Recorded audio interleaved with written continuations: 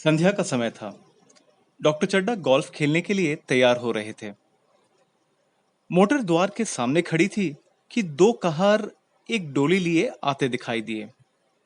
डोली के पीछे एक बूढ़ा लाठी टेकता चला आता था। डोली औषधालय के सामने आकर रुक गई। बूढ़े ने धीरे धीरे आकर द्वार पर पड़ी हुई चिक से झांका।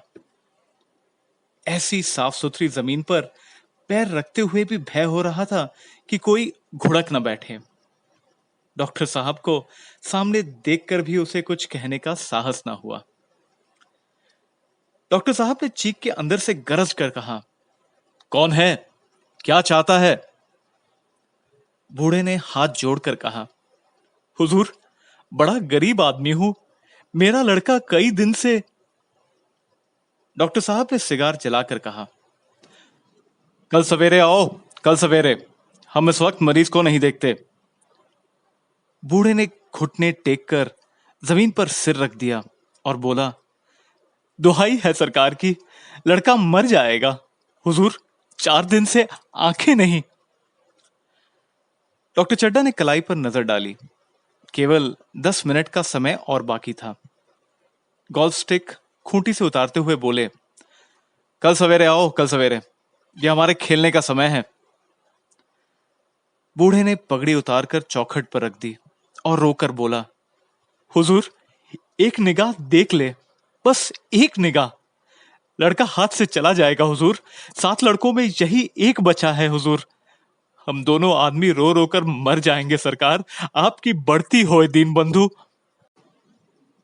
ऐसे अज्जड़ देहाती यहां प्राय रोज आया करते थे। डॉक्टर साहब उनके स्वभाव से खूब परिचित थे। कोई कितना ही कुछ कहे, पर वे अपनी ही रट लगाते चलेंगे, किसी की सुनेंगे नहीं। धीरे से चिक उठाई और बाहर निकलकर मोटर की तरफ चले। बूढ़ा यह कहता हुआ उनके पीछे दौड़ा, सरकार, बड़ा धर्म होगा, हुजूर दया कीजिए। बड़ा दीन दुखी हूं हुजूर।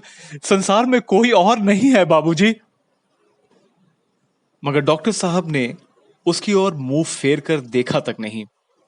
मोटर पर बैठकर बोले, कल सवेरे आना। मोटर चली गई। बूढ़ा कई मिनट तक मूर्ति की भांति निश्चल खड़ा रहा। संसार में ऐसे मनुष्य भी होते हैं जो अपने आमोद प्रमोद के आगे किसी की जान की भी परवाह नहीं करते। शायद इसका उसे अब भी विश्वास न आता था। सभ्य संसार इतना निर्मम, इतना कठोर है, इसका ऐसा मर्मभेदी अनुभव अब तक न हुआ था। वह उन पुराने जमाने की जीवों में था जो लगी हुई आग को बुझाने, मुर्दे को कंधा देने, किसी के छप्पर को उठाने और किसी कलह को शांत करने के लिए सदैव तैयार रहते थे। जब तक बूढ़े को मोटर दिखाई दी, वह खड़ा टकटकी लगाए उस ओर ताकता रहा। शायद उसे अब भी डॉक्टर साहब के लौट आने की आशा थी।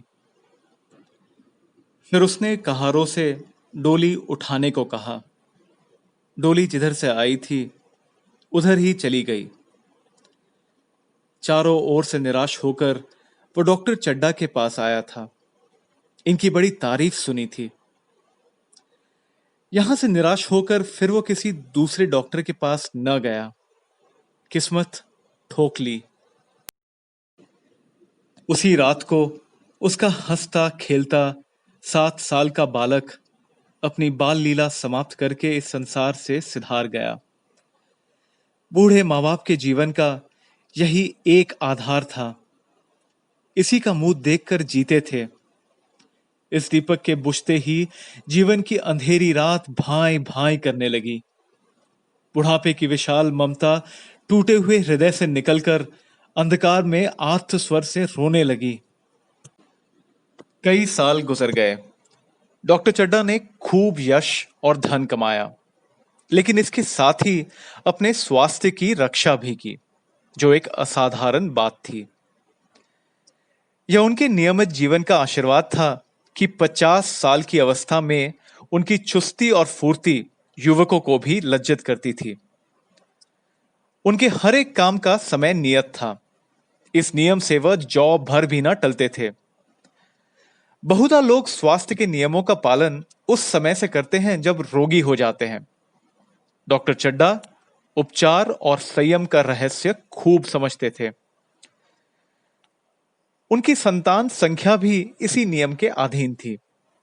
उनके केवल 2 बच्चे हुए, एक लड़का और एक लड़की। तीसरी संतान न हुई, इसलिए श्रीमती चड्डा भी अभी जवान मालूम होती थी। लड़की का तो विवाह हो चुका था। लड़का कॉलेज में पढ़ता था। वही माता पिता के जीवन का आधार था।